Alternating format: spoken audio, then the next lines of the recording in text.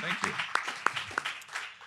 I've been told that I have a strict 30-minute time limit, so I'm going to dispense with the customary opening joke and get right to it, which is unfortunate because that was the best part of the paper.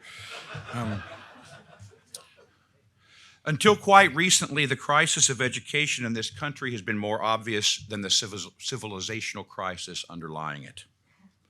Bemoaning the failures of American public education has been something of a national pastime in recent decades, with educational establishment routinely rolling out new initiatives in what has been a vain attempt to fix it. From programs like No Child Left Behind and Common Core to new methods of active learning, blended learning, inquiry-based learning, cooperative learning, differentiated instruction, culturally responsive teaching, and so on. It's increasingly apparent, however, that the crisis in education is not simply about education.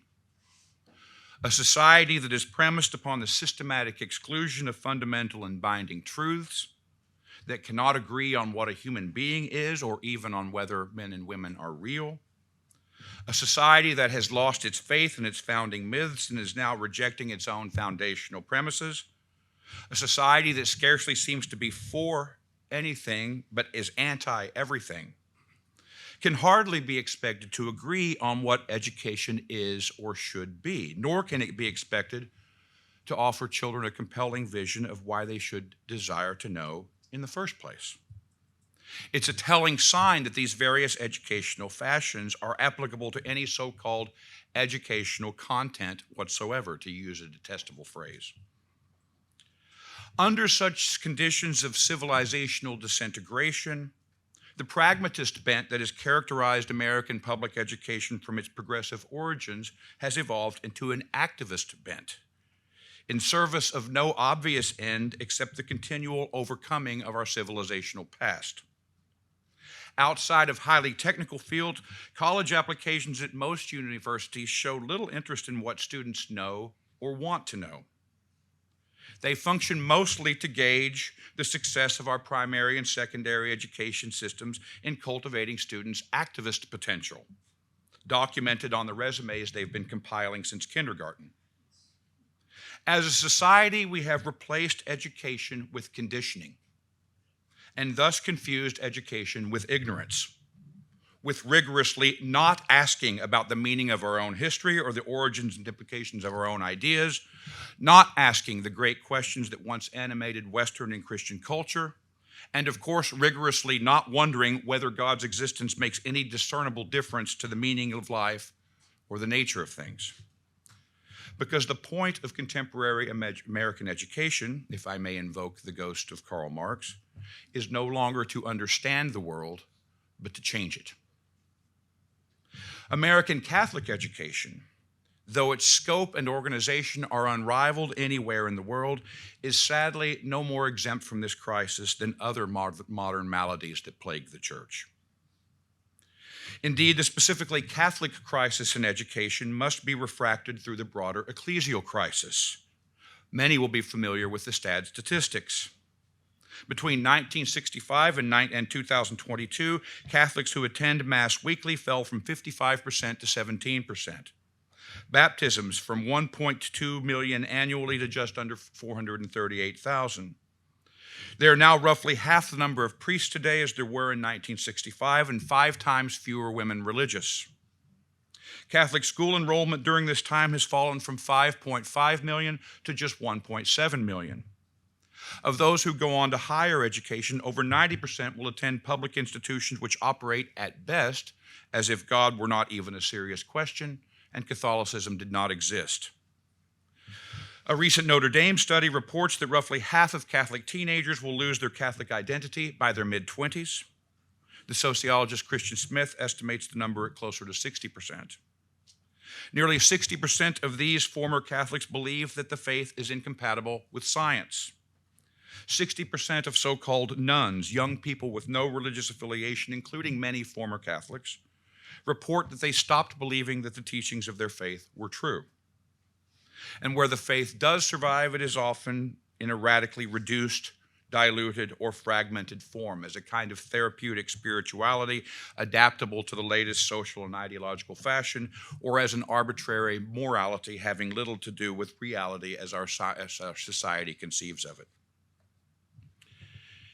It would, of course, be grossly unfair to blame Catholic schools for the crises we now face. Without the devoted and heroic labor of generations of religious sisters and Catholic laity over the last century and a half, and especially without their service to the least of these, the situation would almost certainly be much worse. Still, it is only stating the obvious to admit that Catholic schools have been largely unsuccessful in handing on the fullness of the faith. If by this we understand not just a collection of doctrinally correct propositions, but a coherent and comprehensive understanding of the world, a compelling proposal, a way of life, and a cultural inheritance. The rise of Catholic homeschooling, and in fact our presence in this room as those seeking to renew Catholic education, are evidence of that. It is easy to point out schools that are not Catholic enough, or that have succumbed to this or that educational fashion or ideology. And while this is certainly a problem shared by many nominally Catholic institutions, not just schools, it is systematic of a deeper disease that cannot be cured by doctrinal orthodoxy or piety alone. If Catholic schools have largely failed in their religious mission, I would suggest, it is because they have failed in their educational mission. And if they have failed in their educational mission, it is because we no longer possess or are no longer possessed by a Catholic vision of reality. Given the universal recognition of a crisis in education, it's remarkable, I've always found it remarkable, that few of these offering solutions ever pause to ask what education is. It's like attempting to build a house beginning with the second floor. But the crisis in Catholic education is marked by an even deeper failure.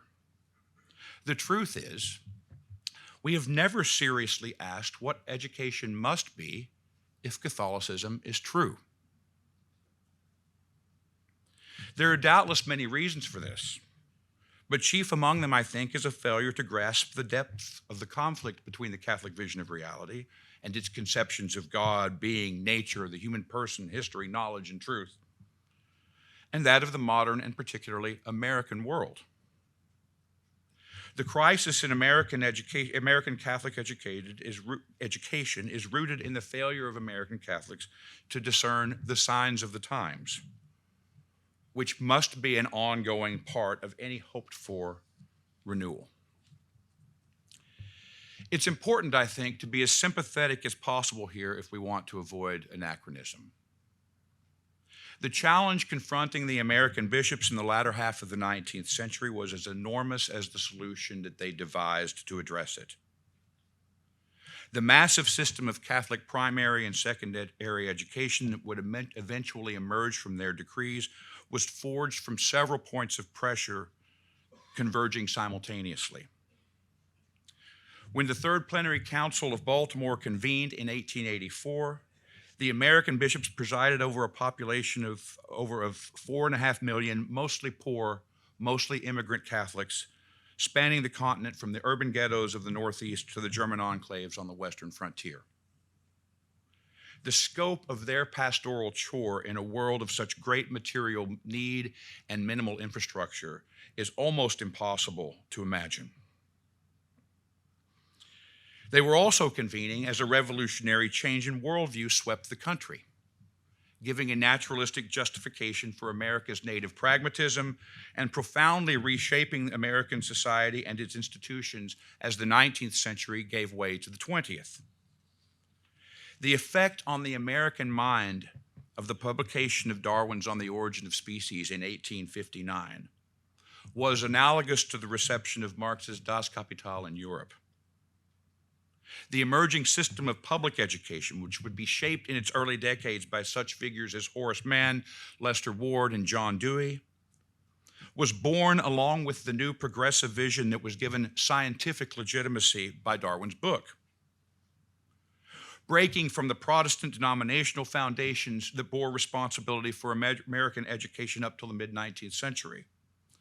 The new state system would be organized around the social sciences and ordered toward the pursuit of scientific progress and the virtues of democratic citizenship, which Dewey would blend in depicting American democracy both as the realization of the utopia envisioned by Francis Bacon in the New Atlantis and as a kind of spiritual communion. This transformation of education at the primary and secondary level was mirrored in the founding of 76 land-grant universities through the Morrill Acts of 1867 and 1890, which would make classical studies, long since conceived so as to exclude metaphysics and theology, the adjunct to practical disciplines such as agriculture, military science, and engineering. The Council Fathers, charged with protecting this vulnerable population, were already in a defensive position. They had weathered the Know-Nothing movement of the 1850s, and the Blaine Amendment had been passed in 1875, largely to prevent public funding of the emerging Catholic schools. The recent declaration of papal infallibility opposed by the American Fathers at the Vatican Council only added fuel to the American suspicion of this new foreign element in the body politic. They were aware of the spiritual and intellectual dangers confronting them. The speeches and homilies of the council are replete with warnings against the dangers of materialism and religious indifferentism, and the Council Fathers fretted that even well-intended secular education, in the words of Francis Cassidy, quote, so degenerated that it became irreligious and dangerous to the faith and morals of youth, end quote. Archbishop Spalding gave an impassioned and erudite homily in favor of the establishment of a flagship Catholic university that would be a bulwark against these erroneous philosophies, which led to the founding of the Catholic University of America 3 years later. And the council decreed that Catholic parents must, quote, procure for their children a truly Christian education by sending them to parochial schools, and that a parochial school should be erected near every parish, unless the bishop were to judge this a practical impossibility. Yet these men were also the spiritual descendants of John Daniel and Charles Carroll. They were contemporaries of Orestes Bronson and Isaac Hecker. They believed deeply in the compatibility of Catholicism and the American project and regarded these worrisome intellectual and social developments not as the outworking of America's deepest principles, but as a perversion of them. Archbishop Gibbon's pastoral letter at the conclusion of the conference emphatically declared, for the benefit of both American and Roman ears, that there is no antagonism between the laws, institutions, and spirits of our country and the laws, institution, and spirit of the Catholic Church. Excessive enthusiasm for this position would elicit Leo XIII's Testa Benevolentiae and his gentle condemnation of Americanism some 15 years later. This, of course, is not the place for a Catholic critique of American liberal order, even if subsequent history seems to have called this assumed harmony into question. It suffices to say that the failure to question this assumption and to reflect critically on the animating principles of American social and political order has had disastrous educational consequences. This divided mindset of the Council Fathers meant that Catholic schools were created with something of a divided mission from the very beginning. To fortify children in their Catholic faith on the one hand, while also helping them to assimilate into the American mainstream on the other hand.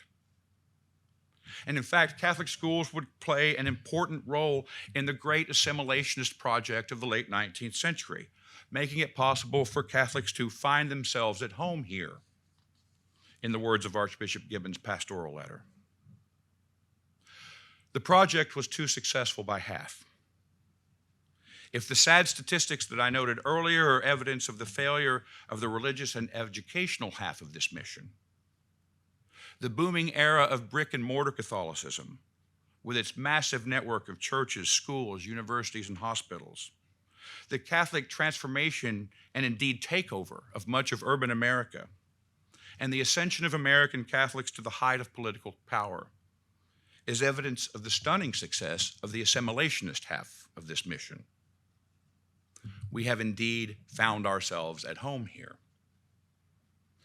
The divided mission of Catholic schools was further exaggerated by the nature-grace extrinsicism characteristic of the era's neoscholasticism, which was easily translated into a kind of dualism between education and religion. Education and religious faith were, of course, deeply complementary and mutually necessary. Religion does not destroy, but perfects education, as it were. But education was nevertheless one thing, and religion, consisting principally of supernatural truths to be accepted on the authority of the clergy, was another. The Third Plenary Council of Baltimore thus devoted great thought and energy to the rigorous curricular requirements of major and minor seminaries. It's really quite something to read the deliberations about what seminarians should be taught. But the unspoken assumption seems to have been that such education was for the clergy. The role of the laity was to assent to the supernatural truth and moral truths that they expounded. In the view of the Council Fathers, parochial schools should exist, quote, principally to give knowledge fitting for practical life. Not an unreasonable assumption for a flock of immigrant laborers. And so they contented themselves with adding catechetical and moral instruction to schools that, in the words of their decree, shall be no wise inferior to public schools. Indeed, the problem with Catholic education is not that it has been inferior to public education, but that it has been largely identical to it, albeit with a religion class tacked on to the curriculum. The assumption that the nature of education was self-evident and in good working order, and that its defects could be remedied by a dose of catechesis, liberated the Council Fathers from serious theoretical considerations, freeing them to concentrate on the overwhelming practical challenges of so ambitious an endeavor, whether to command or encourage, simply to encourage every parish to found a school, and all Catholic parents to send their children to them, for example, or how to compel the laity to support the parish school financially in the absence of public funding. The glory of this story is that the council laid the foundation for a system of education unlike anything in the world in its scope and organization. No other country has a system of Catholic education extending from kindergarten through university like the United States does. The tragedy is that it inadvertently internalized the very disease the bishops sought to inoculate their flocks against, providing answers to questions that children would soon cease asking, and inadvertently reinforcing the separation of faith and life, the unspoken assumption of a secular order that religion is something tacked on to a reality devoid of the divine presence. Assuming that lay education was practical rather than theoretical, they did not think deeply about what education is. Assuming a fundamental harmony between the laws, institutions, and spirits of our country and those of the Catholic Church, they neither asked what it would mean to educate Catholics in this rapidly secularizing country, nor asked what Catholicism must be in principle, what education must be in principle, if Catholicism is true. From its very origins, then, Catholic education in America has failed to perform what had been one of the most basic functions of education since the advent of Greek paideia, initiating children into a comprehensive vision of reality, a comprehensively Catholic vision. And it failed largely because it failed to make them the heirs of their own civilization, the cultural, artistic, literary, and philosophical patrimony that is their birthright as Catholics and as children of the West. Because it's precisely in being initiated into a tradition that we are humanized, that what is most human in us, the capacity to see, to attend, to remember, to understand, to judge, and to love, is cultivated and strengthened. C.S. Lewis likens this sort of initiation to old birds teaching young birds to fly, which I think is absolutely beautiful, in contrast to mere conditioning, which he likens to the activity of poultry keepers, making them thus and thus for purposes of which they know nothing. We can see why such an educational process is humanizing by considering perhaps the West's most authoritative answer to the question of what education is. the famous allegory of the cave from Plato's Republic. Plato depicts education as a strenuous ascent from an immanent realm of images, shadows, and falsehoods to the transcendent realm of the good, from whose vantage it is possible to judge the things of this world, including one's own former thoughts, for what they are. In this sense, education is a kind of conversion, as evidenced by the difficulty of the cave dwellers in turning their own necks around and from their contentedness with the shadows, but also a liberation from deception that frees us to think and act in accordance with what is true. The truth will set you free. It's difficult to imagine what education could be, or how it could differ from mere conditioning, or consist in more than the manipulation of social and physical reality, if this is not essentially correct. To acknowledge this is to see that the very possibility of genuine education, in contrast with mere conditioning, has metaphysical and theological preconditions. It depends upon there being an immutable order of being in nature that transcends the flux of historical circumstances, and an order of truth that is more than mechanical function or the accidental aggregate of social and material conditions, an order that obliges our assent by its own self-evidence. It depends on real beauty that wounds and therefore compels us, and real goodness that lays claim to our desires prior to our choosing. Our contemporary educational crisis is rooted in our society's deep and constitutive attempts to reject these conditions, though they could never be rejected entirely without our ceasing to be human, which fortunately, as far as I can tell, hasn't quite happened yet. Real education is thus inherently philosophical and theological, not in the sense that it should include philosophy and theology among its range of disciplines, though of course it should, but in the sense that a certain kind of what is questioning about the true and the good, the kind of questioning excluded from modern conditioning, pervades every discipline and every object of study. Plato's initial depiction of this ascent as a solitary journey points to another important truth about education that echoes throughout the tradition. Understanding, insofar as it is a human activity, is something we must do for ourselves. No one can know or understand on my behalf, nor can they compel me to know, much less to love and embrace the truth. This seems to be at least part of what it means when Aristotle and Aquinas say that truth itself is the cause of our knowledge, that it precedes us and obliges us from within by its own power. Augustine says something similar in the De Magistro when he concludes that it is Christ, the indwelling truth, who alone teaches men truth. Yet this solitary ascent does not eliminate the need for teachers. Rather, it reveals something about what a teacher is, something reflected in the etymology of the word education itself, as Professor Young told us last night. The philosopher who sees in the light of the good is compelled by what he sees to return to the cave and draw others up into the light behind him. In Plato, this process itself takes the form of a dialogue, which reveals something essential about education, several things, I think, in fact. It's important that the context for understanding in Plato is friendship, where there is both a genuine desire to know, no one again can really understand against his will, and a bond of trust.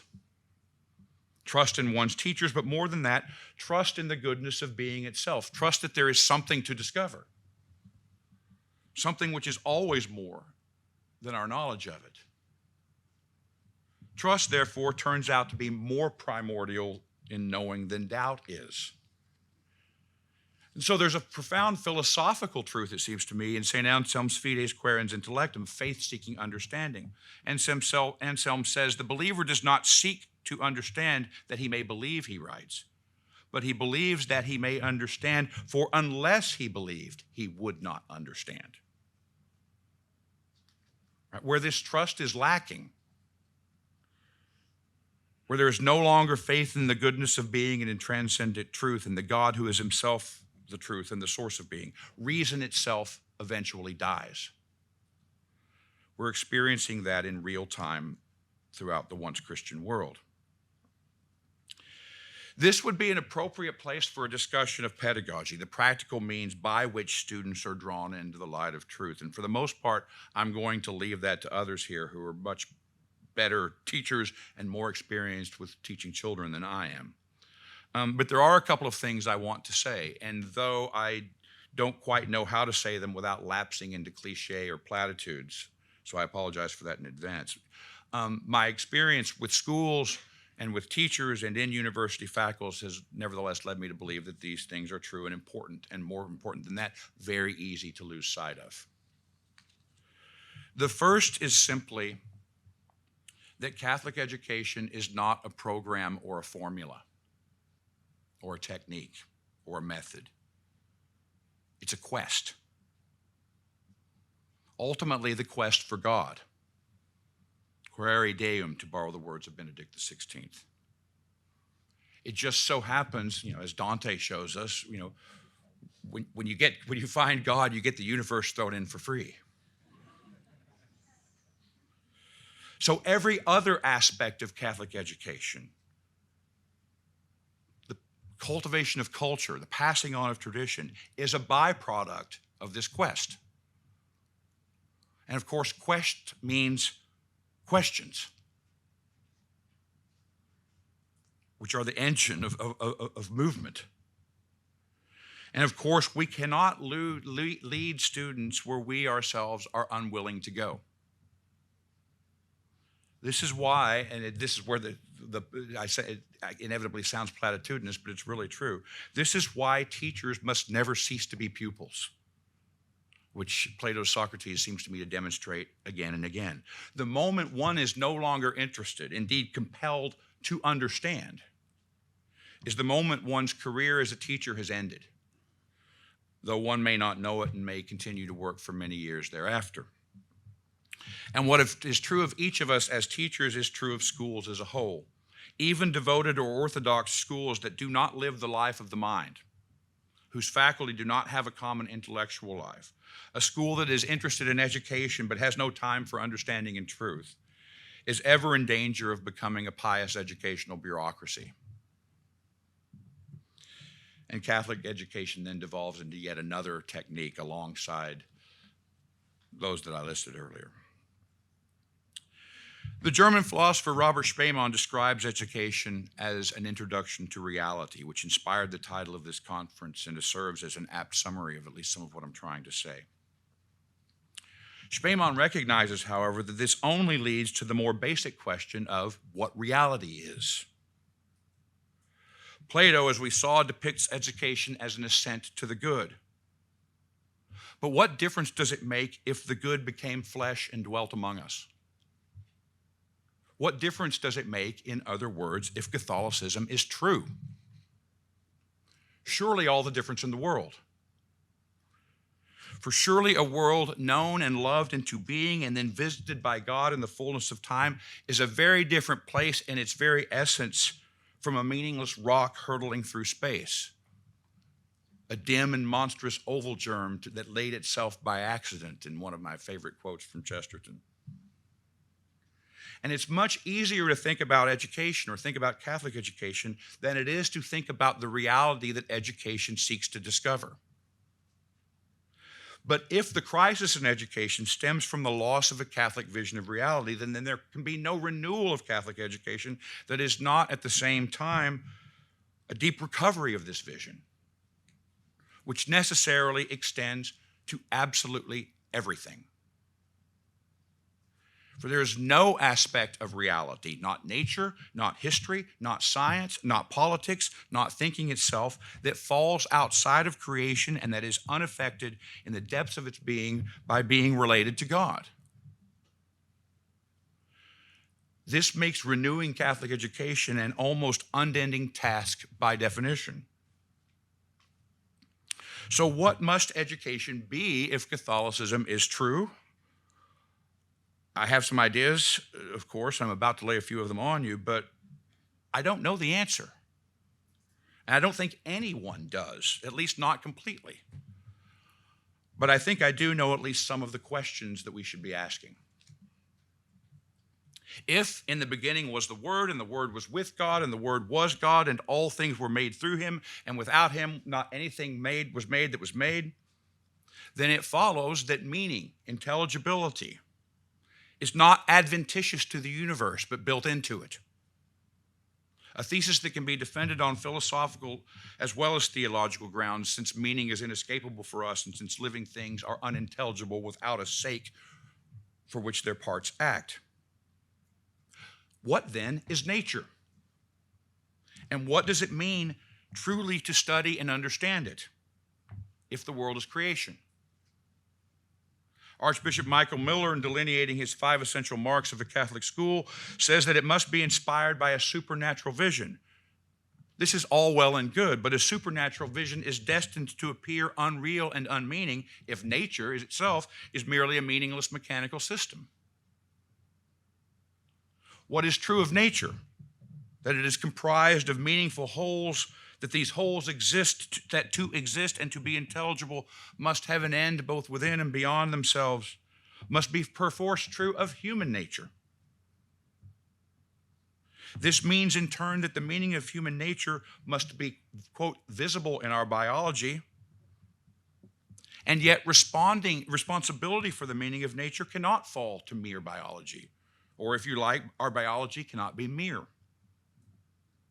How then are we to understand the nature and limits of biology and the other sciences? How are we to teach science in a way that is scientifically rigorous so that children learn to do science rather than just memorize scientific facts, without reinforcing the prevailing reductionism or the scientific view that only scientific knowledge counts as real knowledge? It's not enough to piously insist that all truth is one. Students need to see and to understand this unity. They need to understand what kind of truth the experimental sciences yield. They need to understand or begin to see the nature and the limits of this form of knowledge. They need to discover how to integrate scientific theory and practice within a richer humanistic context and a more comprehensive understanding of nature, reason, and truth. Such questions are not themselves scientific questions, but philosophical ones, which means that they need to learn not just to do science, but to think philosophically about science, to reflect both upon the full reality of the natural world, which includes the sense that we make of it, and the nature and limits of scientific reason itself. What is history? And how are we to understand it if the incarnation and the advent of the church are essential to its meaning and plot structure? For if the Word became flesh and dwelt among us, then this singular event must surely be decisive for the meaning of reality. And therefore, every age, including our own, irreligious one, must bear some kind of reference to this event, for good or for ill, as anticipation, as outworking, as reaction or rejection. What would it be to teach or to think about history if we believed that? What would we even imagine time is? The principle that all things were created in the Word and that there's therefore nothing outside of creation, nothing that is unaffected in the depths of its being by its relation to God, has meant, on the one hand, that Christians have taken a capacious but critical approach to pagan culture, laying claim to the truth wherever they find it. In the beautiful words of Hugo Rahner, quote, the very fact that it is the flesh of the Word become man that ultimately defines the limits of Christian humanism contains the possibility of almost explosively extending those limits to what is really a limitless degree. Now we may dare, indeed dare we must, to take up within an all-embracing gesture into this pattern of the Christian man whatever in the long perspectives of history or the depths of his soul is true and noble in thought and deed. All that is good and true has proceeded from the Word and has its homing point in the incarnate God. Even though this be hidden from us, even though human thought and human goodwill may not have perceived it. For the humanist Christian, there is only one possible attitude that he can take towards the world. He must love. Yet he can only love a person, and that is why the Christian humanist loves the person in every shape and form, but only in him of whom St. Paul says, all things were created in him. Here is the meaning of those words written by an ancient Christian. Christ is the Logos in whom the whole human race has a portion, and all who have lived according to this Logos are Christians, even though, like Socrates and Heraclitus among the Greeks, they are accounted godless.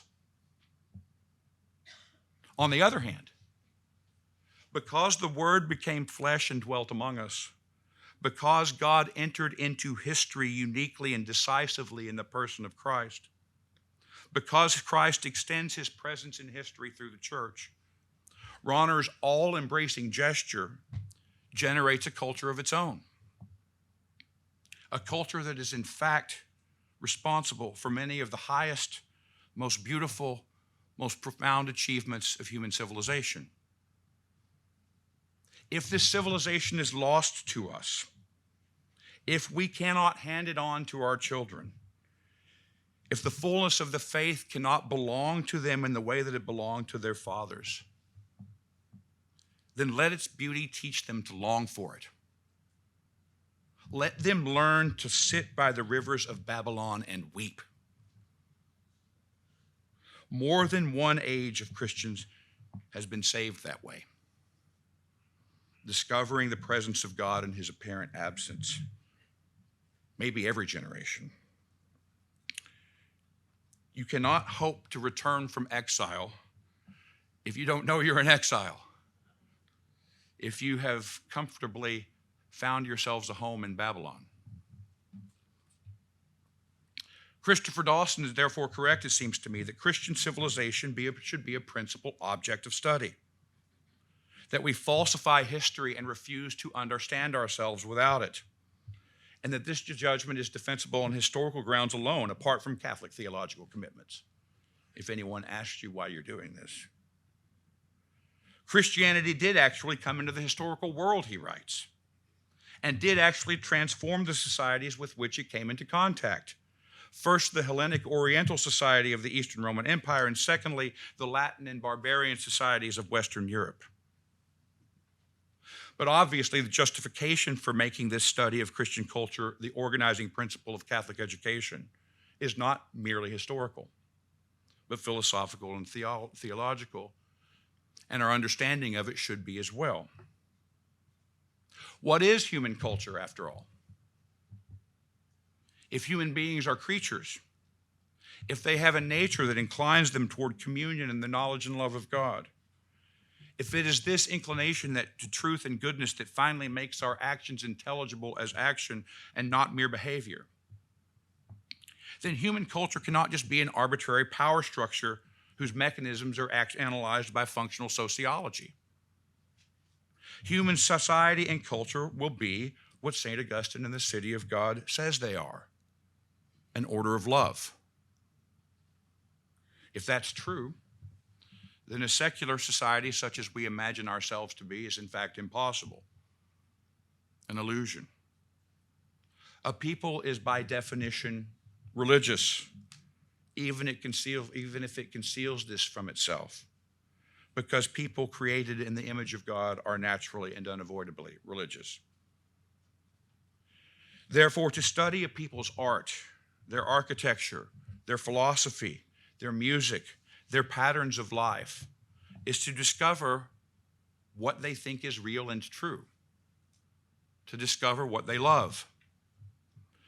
To understand these aspects of our own irreligious culture is to begin to grasp its deepest assumptions, to begin to grasp the origins of the ideas that we've come to take for granted unthinkingly, which is essential if we are to discern the signs of the times and navigate them. To understand this while inheriting one's own tradition is to begin to overcome the artificial separation of faith and life imposed by an irreligious culture and tragically reinforced by the attempt to add catechesis to an education that otherwise proceeds as if God doesn't exist. But note this, and this is, if you take nothing else from all of this, I think this is the point. The questions which prompt this discovery are not questions about education, not in the first instance. They're questions about the nature of reality and the God who is the source of reality. Questions long excluded both by the foundational premises of our culture and by its conditioning apparatus. To study and to question the objects of our love as ones who have been initiated into this tradition. To think along with its artists, philosophers, saints, and poets. Even to begin to glimpse some of what they have seen.